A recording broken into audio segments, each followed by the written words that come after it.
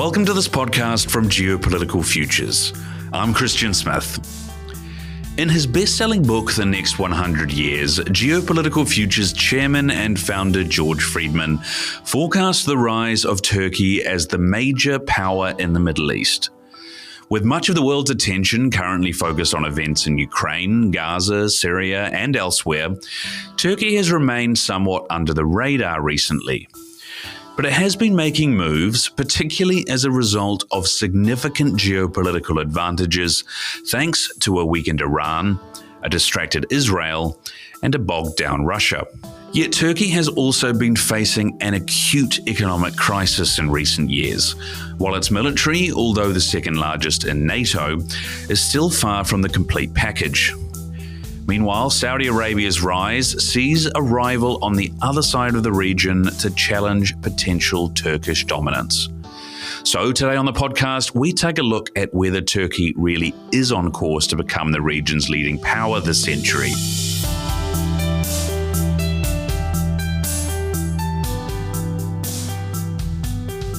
And to do so, I'm joined not by George, who has locked himself in his study and is refusing to come out until he finishes his new book, but by one of George's close colleagues, Geopolitical Futures contributor and senior director of the Eurasian Security and Prosperity Portfolio at the New Lines Institute in Washington, Kamran Bokhari. Kamran, thanks very much for coming on the podcast. Really good to speak to you. We're gonna talk about Turkey, but just to start, I think we are recording just as the news is breaking that Benjamin Netanyahu, the Israeli Prime Minister, has been meeting Donald Trump in the White House for what are seen as crucial talks, and the news is coming out that Donald Trump has required, forced, asked, you name it, Netanyahu to apologize to Qatar on the phone in front of him for violating its airspace when it bombed Hamas leaders in Doha. It's an extraordinary thing in the world of geopolitics, let alone the world of politics. I mean, what do you make of it? Thanks, Chris. Thanks for having me. So look, this is a very significant move. It says a lot of different things, but it's still a small part of a bigger deal in the making on post-war Gaza. So in other words, the deal that the president is trying to look for or trying to reach needs various pieces of the puzzle to be brought together. Now, because the Qataris are a key ally and a player in this, they've been mediating with Hamas. They obviously had the demand that, look, Israel needs to apologize for violating our sovereignty. Now, that obviously is difficult for the Israelis. So I assume there was a lot of back and forth in the lead up to this meeting, to which the Prime Minister of Israel basically said, okay, I will do it. And of course, there's a give and take. These things are not sort of like easy to arrive at. I mean, these kind of compromises, if you will. There's a lot that goes behind the scene. A lot goes on behind the scenes that we don't know about. And when we do, it's much later, and it's still the partial sort of truth of what happened. So, but the big thing is that this is part of a wider geopolitical tapestry that has to take shape. And that has to do with the meeting that the president had on the sidelines of the United Nations General Assembly session with leaders of 8 Arab Muslim states: Saudi, Turkey, Pakistan, Indonesia, UAE, Jordan, Egypt, Qatar. And so that meeting was about what to do in terms of who's going to be responsible for post-war security in Gaza. I'd written a GPF article back in May predicting that if Israeli long-term occupation of Gaza is unacceptable to the international community, and then the question is, then who will be responsible for security? There is no Palestinian state. A vacuum will have emerged with the dismantling of the Hamas regime. The United States is not putting any forces in. There is no other country. And that's what we're seeing unfold right now. And so this is huge. I mean, and to sort of connect to our topic, I do want to point out to our listeners that the seating arrangement in that meeting between the President of the United States and those 8 Arab Muslim countries was very telling. So you had President Donald Trump at the head table, and next to him was the president of Turkey, Recep Tayyip Erdogan, and everybody else was sitting on the sides, on one side or the other. So that sort of really tells you, or it's an indicator of the role that Turkey is playing behind the scenes. And now it's worth mentioning that Turkey is a very close ally of Qatar as well. So things seem to be coming together. There's some indications that the Pakistanis are willing to commit troops, for this task force. The details are not there. Nothing is set in stone, but we're seeing things come together. And the big thing here is that it also comes at a time when Saudi Arabia did a strategic mutual defense agreement with Pakistan in order to sort of manage not just its own security, but the broader geopolitics and the broader security of the region. Well, I mean, Trump, while we're on the subject, I suppose, Trump keeps talking about how we're very close to a peace in Gaza, or we may well be. I mean, do you think that's likely? Do you think that these are all the chess pieces in motion and that are coming together to arrange that, I suppose? I mean, we've seen the president in the past say things that, the timing didn't work out or it was slightly premature. But the level of activity that we're seeing on multiple fronts, as I mentioned, the Saudis and the Pakistanis doing a strategic mutual defense agreement, the American president meeting with the heads of 8 Arab Muslim governments, Netanyahu going and making this call, and everything that's being seen right now suggests that there is considerable progress has been made. I mean, you have to understand that the president needs a win and very soon. Why? Because the poll numbers are buckling, if you will, under the weight of so many things.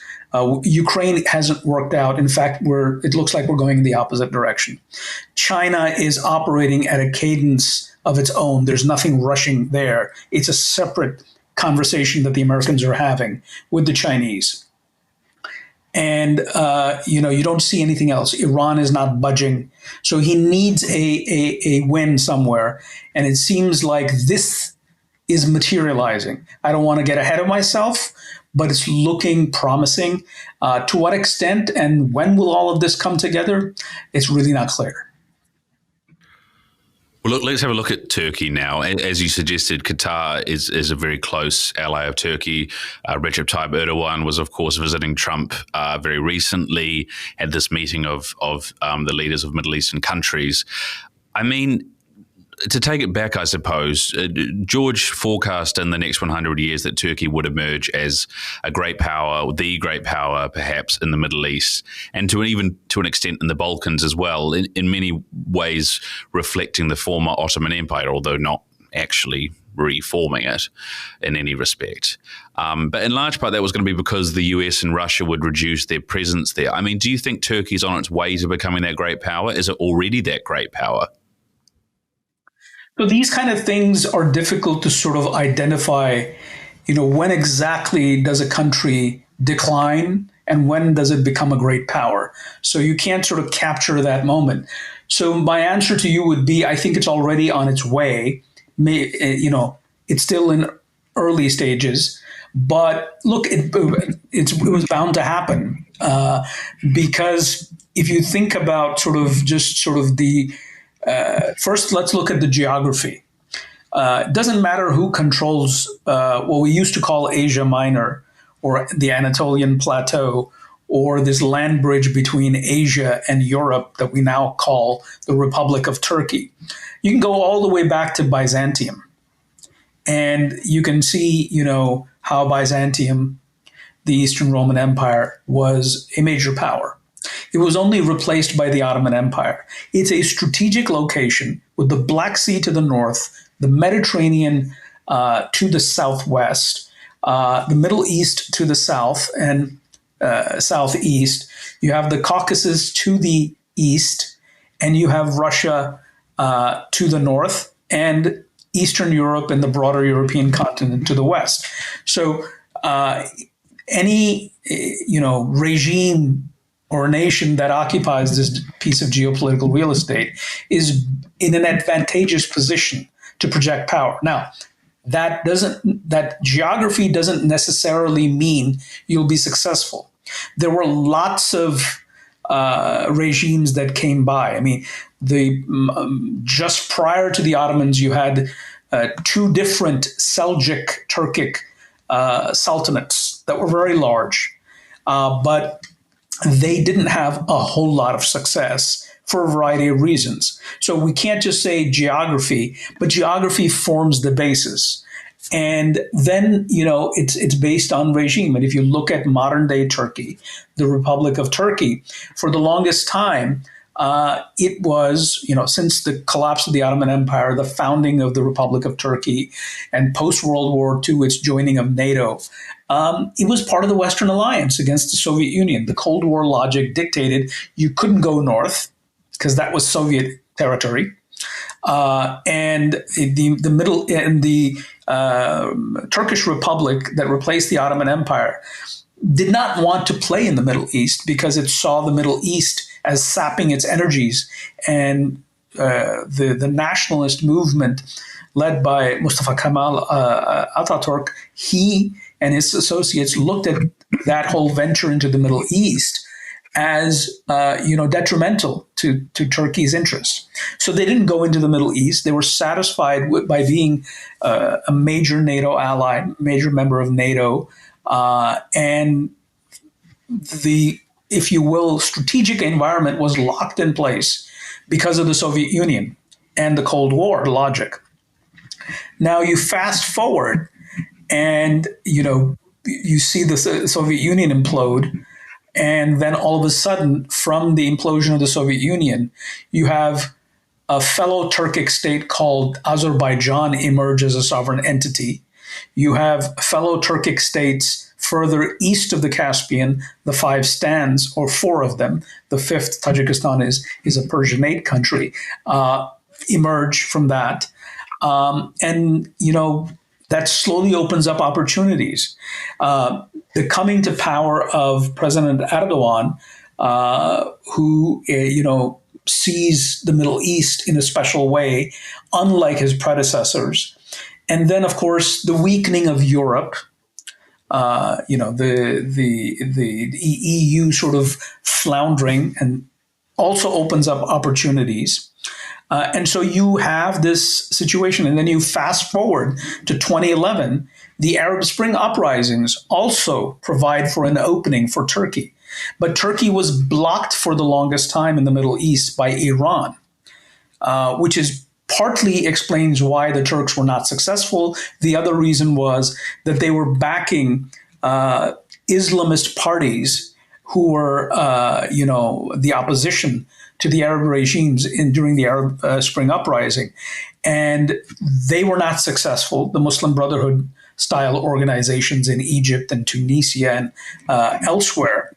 And so Turkey was still circumscribed. And now, with what has happened since October 7th, 2023, after the Hamas attack and Israel's response to that in Gaza, but more importantly, throughout the region, essentially weakened Iran. So you see Turkey was blocked by Iran, Turkey pushing in there. You go a little bit back, before the invasion of Ukraine, circa 2020, and you see the Turks taking advantage of a Russia weakening influence in the South Caucasus, a Russia more focused and in preparing for the conflict in Ukraine. So the Turks saw an opportunity, supported their fellow Turkic, nation of Azerbaijan in its war against Armenia, and basically punched a hole in what was a strategic hole in what was Russian sphere of influence.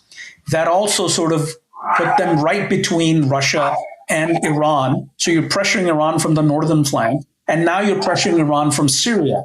And so these are, what I'm trying to say here is emerging realities. Now, if Russia is weakening and Russia will, we don't know what the future of Russia will be, what the outcome of the Ukraine war will be.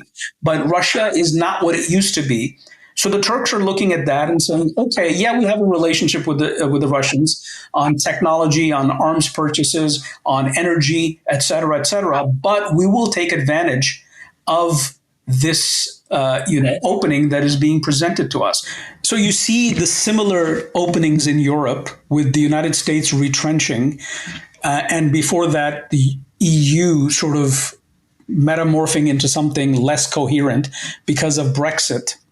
And now with the pressure from Russia in Ukraine and the United States saying to its European allies, well, you do the heavy lifting and we'll play a secondary role. That's a major shift in the U.S. geostrategy for how it manages the globe. That creates all sorts of issues for the Europeans. The Poles are doing their own thing. The Germans and the French are doing their own thing. They're trying to work together collectively, but it's not the same. So that's another opening. The Poles are actually engaging the Turks. So in what is the that sort of line of the intermarium of states, alongside the Black Sea on the European side. So you have opportunities for Turkey that it's slowly taking. Now you can see it even pushing out further afield into Mediterranean with, deals with, former opponents of Turkey, the warlords in eastern Libya, and they are now working with Turkey.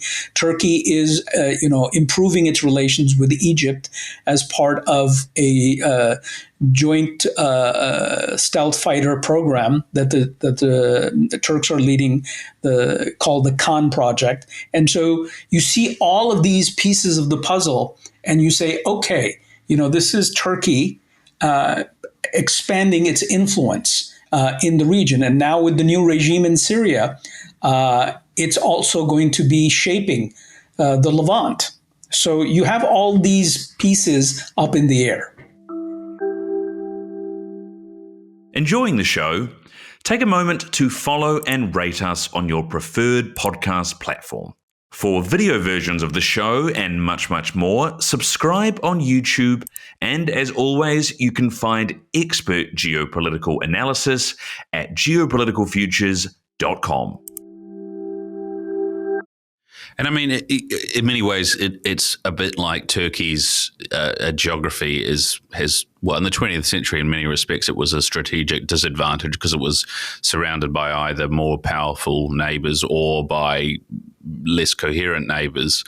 Now it's becoming more of an opportunity. I mean, if we just look at obviously what its most powerful neighbor historically has been Russia.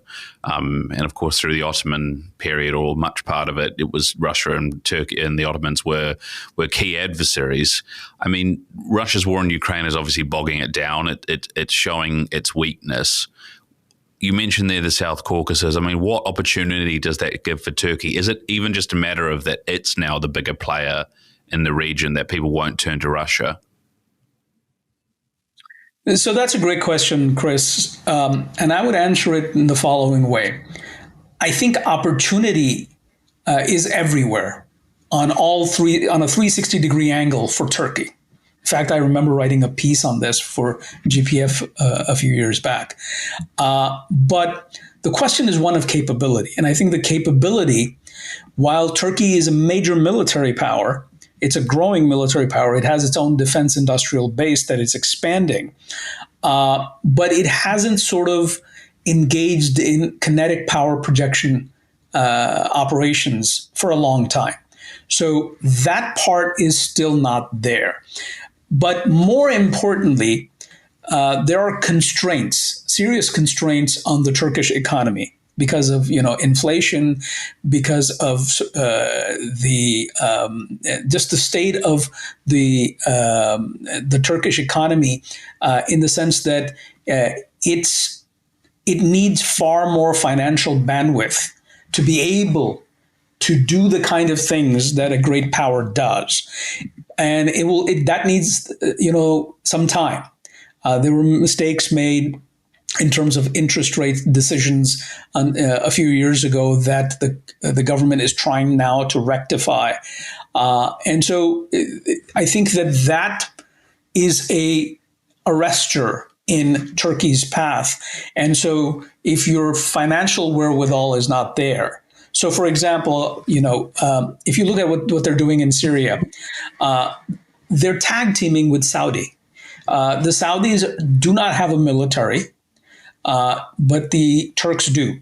So the Turks are providing military intelligence support, strategic support to the new government in Syria, trying to, basically stand it up and establish it on a sound footing. And there are many challenges there. But that's not the only need of Syria. Syria needs a lot of money to invest, to rebuild, reconstruction, to get the economy going. That's not where Turkey can play, and that's where the Saudis have inserted themselves. Mind you, the Saudis, while they're willing to cooperate with Turkey in Syria, because it's if you will, neither does Turkey have sort of everything that it needs to play in Syria, and certainly the Saudis don't have it. So they need each other.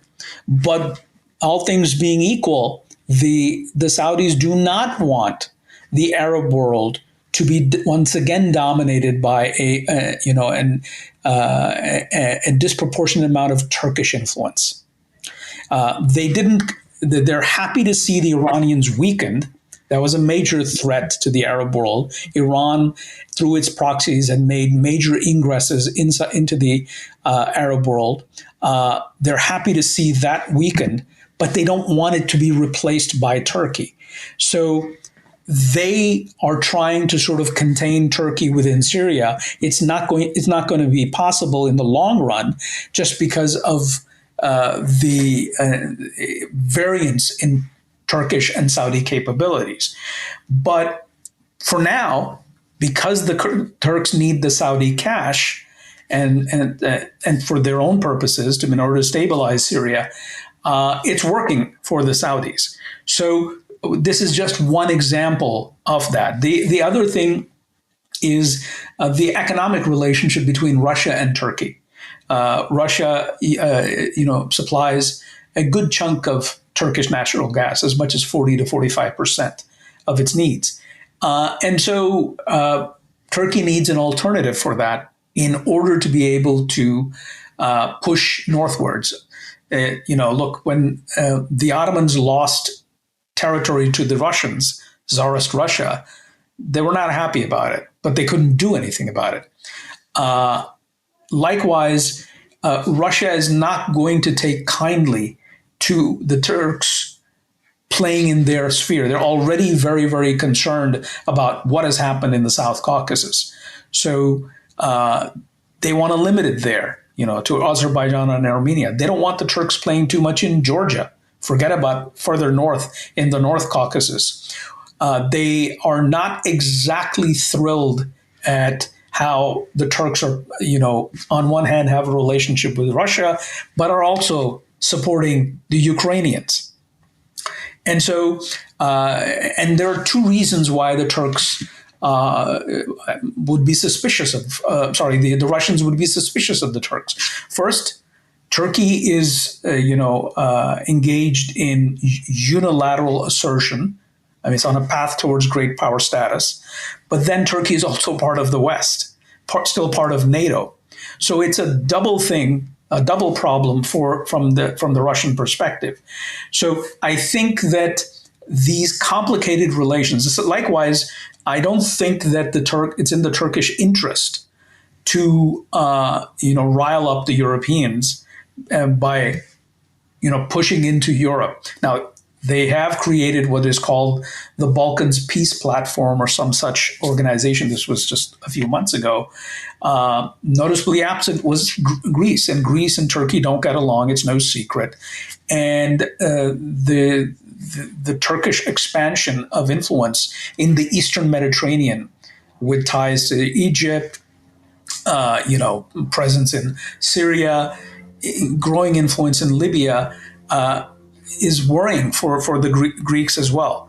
And likewise, the bigger powers of Europe are also not going to like if Turkey sort of asserts itself too much. The Turks are aware of this. They're not in a rush, but these are all the places that we can expect them to start to play increasingly as their financial bandwidth allows. I want to come on to the Middle East in particular and Turkey's relationship with Saudi Arabia in a bit, because that's just absolutely fascinating.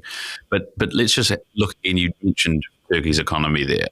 Just wanted to kind of dive into, explain to listeners, it's got serious economic problems. There were issues with interest rates, as you said. How fundamental is this for Turkey? How critical is it? Can it recover in the near future from this, or is its economy going to be a key factor that holds it back going forward? So the situation with the economy is kind of tricky. So if it depends on how long you were on a downward spiral, how much damage was done to the economy, then that will tell you, all things being equal, no sort of, things coming out of left field surprises, and you're assuming that, it's going to be on an upward trajectory, which is a very difficult assumption to make. In fact, no one should make that, and I'm definitely sure the Turks are not making that. Then that sort of, will say, okay, how long it will take. It's difficult to say with precision, but I'm going to be watching Turkey on two different horizons. So one is the next 5 years. Okay, their economy seems to be improving. So interest rates, inflation just 2 years ago, maybe a little longer, was as high as 80%. So they've brought that down to half that, or a little less than half that, but it's still pretty huge. If you're going to be a country that is going to project power, then this is not a problem you should have. There are other problems, and then there's financing. The issue of having sort of that disposable income. The Saudis have that disposable income because they're the world's largest producer of crude oil. They're the only ones who can actually have, excess capacity. If there's need for excess production, they can bring it online pretty fast. That gives them a lot of room to play financially. That's not the case with the Turks. The Turks are dependent on outside powers for energy or external sources, and so I mentioned Russia, and there is oil that comes from Kazakhstan. Mind you, Turkey's also wants to be a major energy transit state, ferrying oil from Kazakhstan and Azerbaijan, natural gas from Azerbaijan, Iraq. And so, but these are this is still in the making, if you will. The peace treaty between Azerbaijan and Armenia is so crucial for the Turks because that's a choke point, that's a bottleneck in that sort of connectivity corridor through the South Caucasus and extending beyond the Caspian into Central Asia.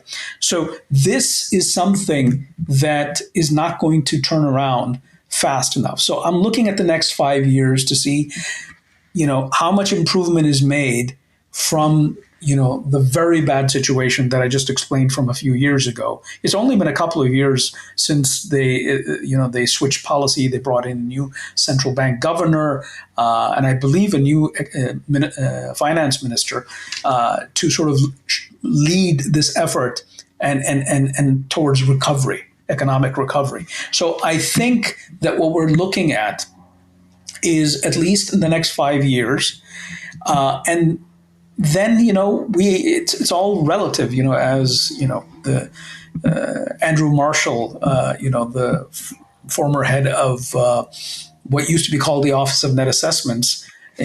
He conceived of this concept of net assessments, that you measure military power relative to others.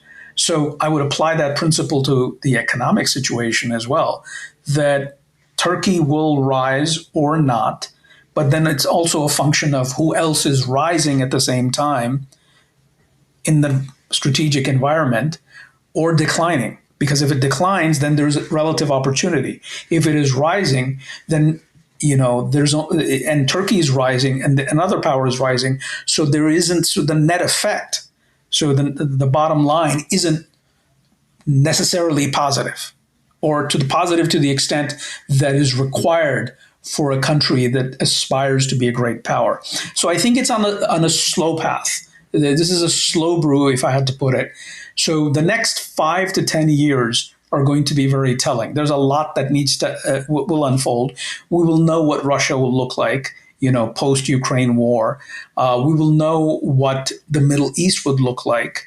What is to become of Iran, which is a major historical rival of the Turks for supremacy in the Middle East.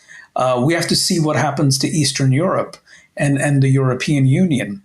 And so all these things, and of course, the Black Sea Basin, which is sort of that arena where, Russia and the Turks are playing in. And it's going to be fun to watch.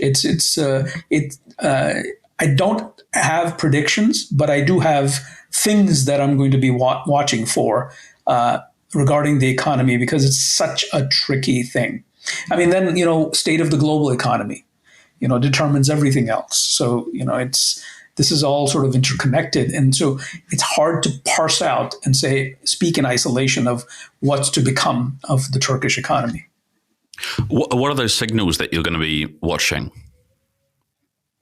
So I'm, do the Turks, make further progress in reining in inflation? So that's number one. Number two is, the trade figures, Turkish exports versus its imports. I mean, it's a country that's dependent on natural gas and oil. So if the price of oil rises, then that's sort of puts pressure on the Turkish exchequer, and then you have to see whether they're. I mean, Turkey also needs investments in different areas. So we're in an age of tech. So when it comes to military technology, the Turks are making significant progress. But we're in an age of digitization and AI and whatnot, and how the Turks sort of deploy all of this to turbocharge their economy is something that also bears watching. What kind of relationship would Turkey have with China, for example, especially with the Chinese BRI already networked through Central Asia, and now with the Trump route in southern Armenia opening up the South Caucasus and linking it to Central Asia, that sort of in some ways benefits the Chinese. The Azerbaijanis are already working with the Chinese to benefit from that. The Turks would like to benefit from that as well. So that's a different dynamic. What happens to the Chinese economy? The Chinese economy is suffering from lots of problems. Some of them are structural that are not going to be easily resolved. And the competition with the United States, that's sort of writ large. I had a piece in Forbes today about how the problem of the U.S.-China conundrum. On one hand, the United States needs to have an accommodation on a geoeconomic level with China. But the problem is that, and which makes it hard, is that the Chinese want to have that relationship, but also want to militarily challenge the United States. So that creates a massive problem. And that is probably the balancing those two imperatives is the biggest imperative for Washington right now, globally speaking. And therefore, what becomes of that will also affect the Turks because of just sort of the large Chinese footprint, the economic footprint around the world.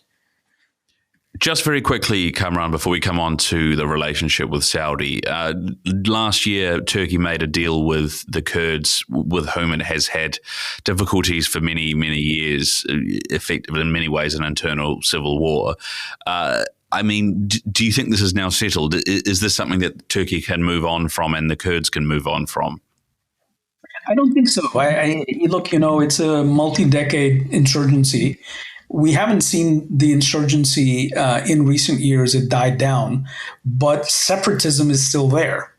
The problem hasn't been solved politically, and it's connected to Syria because the PKK, the main Turkish Kurdish rebel group, is organically linked to the Syrian Kurds who enjoy self-rule, have at least for the better part of the past decade or so, and now with the new government are trying to sustain that autonomy. And the Kurds over there, so the deal with the Kurds in Turkey will work to the extent that the Kurds of Syria are integrated into this new state in the making that the effort that the Turks are supporting, the government led by President Ahmed al-Shara, who is making quite the waves, in recent weeks with his, presence at the United Nations and so on and so forth, and his, visit to the United States. So the big problem with that is the integration of the Syrian Kurds.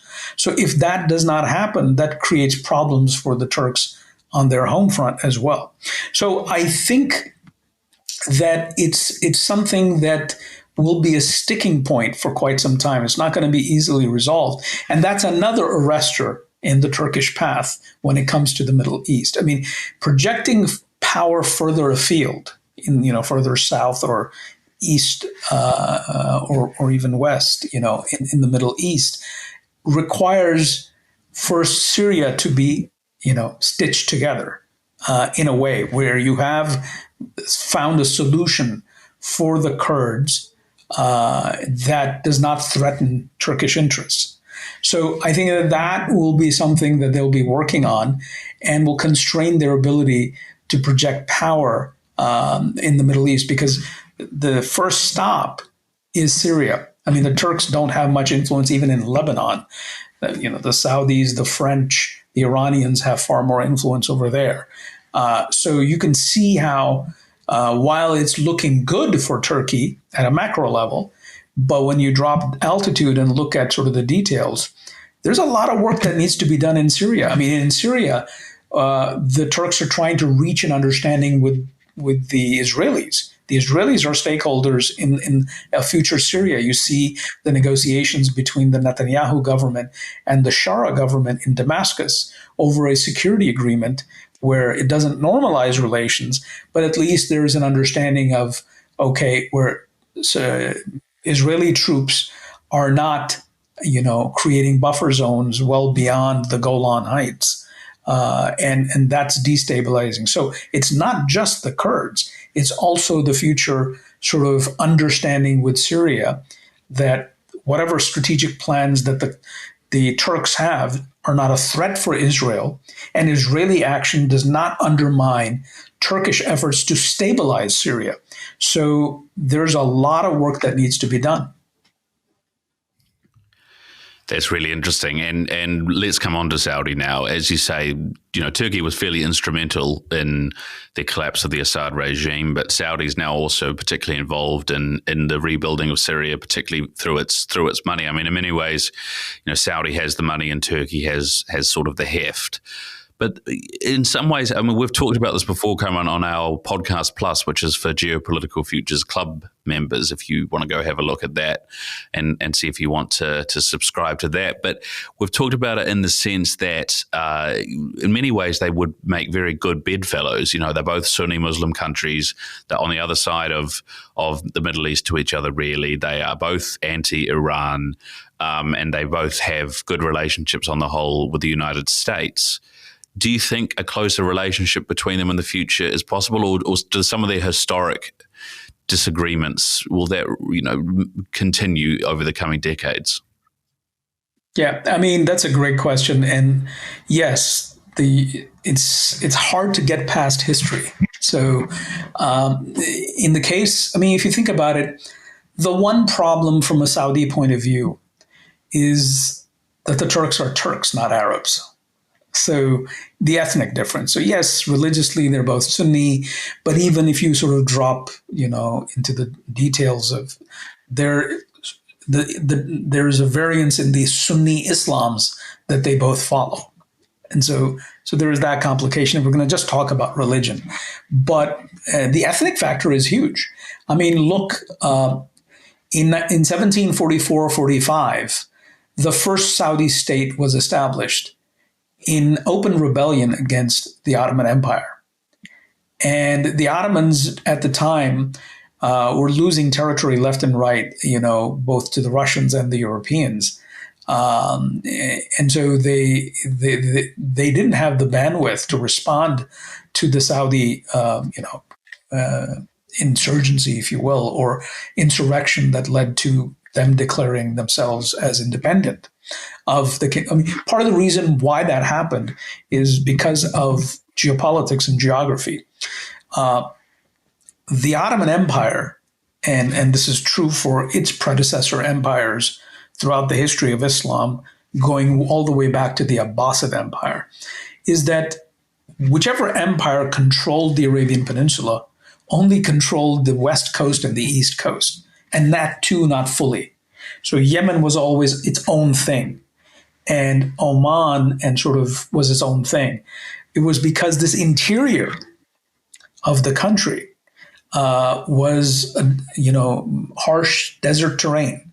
So we didn't have technology in those days, and empires did not venture so deep into the desert.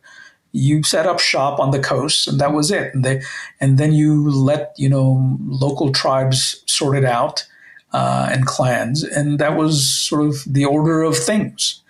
But as the Ottoman grip weakened, to the point where the governor that they appointed in Egypt, in the 18th century, they were. It was the early 19th century, in the early 1800s, they had to rely on that governor, Muhammad Ali Pasha, an Albanian who set up his own dynasty in Egypt, and he also became sort of his own thing. So nominally, he paid fealty to the Ottomans, but he was his own man. They had to rely on his forces from Egypt to push back the first Saudi state. So the first Saudi state lasted for about 75 years, from 1744-45 to 1818. 1818 is when there was dismantled, but it wasn't the Ottoman troops that dismantled it. It was Egyptian troops that dismantled it, operating on behalf of the Ottomans. And of course, the Egyptians saw this in their interest, so they didn't do it for free or for the Ottomans any favor. They weren't doing that. But by the time this happened, the Ottoman Empire was in a state of irreversible decline. And you see, and the Egyptian forces also didn't set up shop and say, okay, we're going to have a permanent garrison over here to make sure none of these people come back and all these rebellious forces, meaning the Saudi-Wahhabi alliance, the Sauds being the tribal principles and the Wahhabis being sort of the religious partners of the Saudis. And they left. So 6 years later, in 1824, you have a second Saudi state emerging, and much smaller, but it existed until the about 1891. And again, the Ottomans were in no position to intervene. And this time the Egyptians also didn't intervene in the way they did the first time around. And they let sort of tribal rivalries, they leveraged that. So they had another tribe called the Ali Rashid that were rivals, historic rivals to the Ali Saud. And they fought with each other, and you saw that state collapse. So that's 1891. By 1891, we're getting really close to the First World War. And you see by 1902, so the descendants or the remnants of the Second Saudi state fled to Kuwait. And in 1902, the founder of the modern Kingdom of Saudi Arabia, the grandfather of MBS, King Abdulaziz, who's popularly known in the West as Ibn Saud, he launched the campaign to reclaim all the territories from that his forefathers controlled going back to the 18th century. And the Ottomans were in no shape to stop him. The Hashemites were in no shape to stop him, who controlled the Hijaz region. And so so this was sort of a permanent takeover. Now, mind you, that since the time of the rise of Islam in the 7th century, this level of, if you will, consolidation or integration of the Arabian Peninsula, obviously Kuwait and the other smaller Arab Gulf states, Bahrain, UAE, and etc., Oman, they were independent principalities under the influence of the British. So they retained their independence. And Yemen was its own thing because Yemen was a complication. But the rest of Arabia, for the first time, came under the control of a single regime since the collapse of the Abbasid Empire in the 9th century. So that's the history of Saudi Arabia in relation to the Turks. The Turks were defeated the Turks were still based in the Levant, where they were defeated because of the Arab revolt at that time, which was done by the Hashemites and others in the Levant, siding with the French and the British. And that's where the Ottoman Empire shrunk and became the Republic of Turkey. So that history is hard to overcome. Now, if you're Saudi Arabia and the Arab world is weak, it does not have its own power, strategic power or heft, as you said earlier, then an ascendant Turkey has to be worrying the Saudis.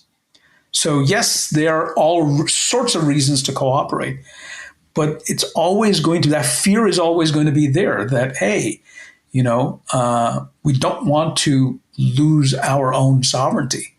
And these are perilous times. A lot of things that were unthinkable in recent years have come to pass.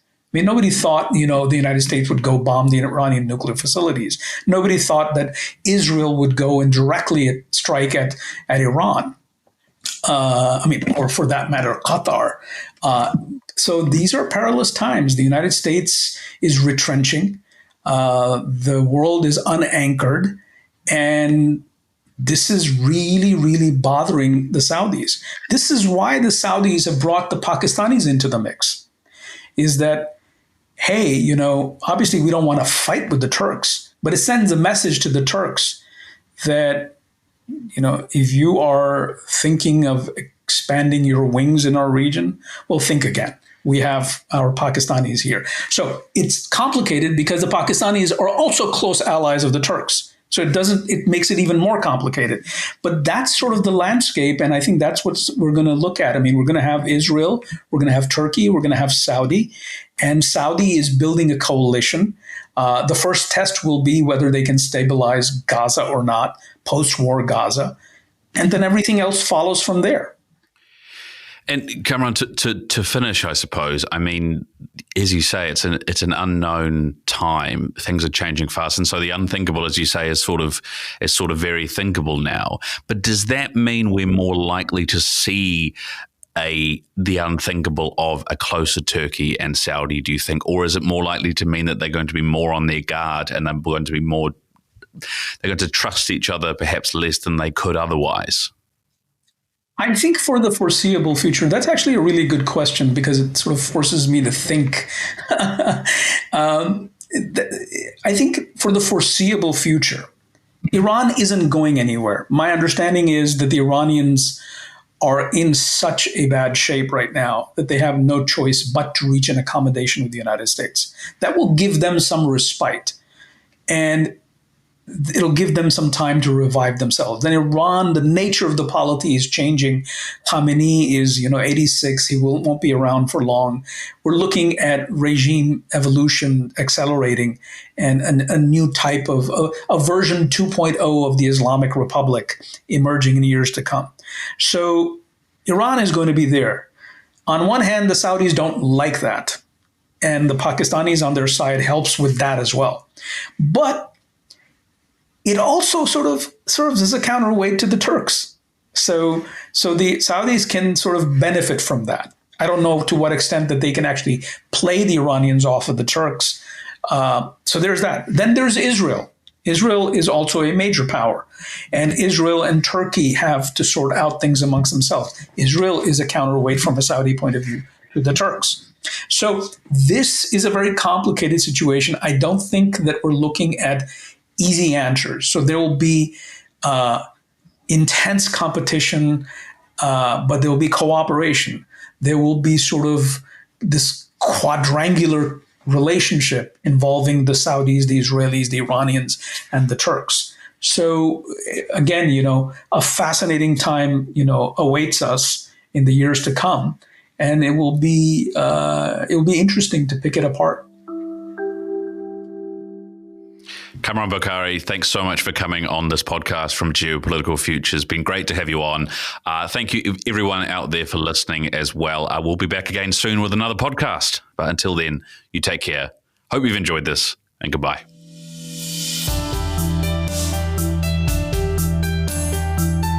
Talking Geopolitics is brought to you by Geopolitical Futures, your source for geopolitical forecasting and analysis.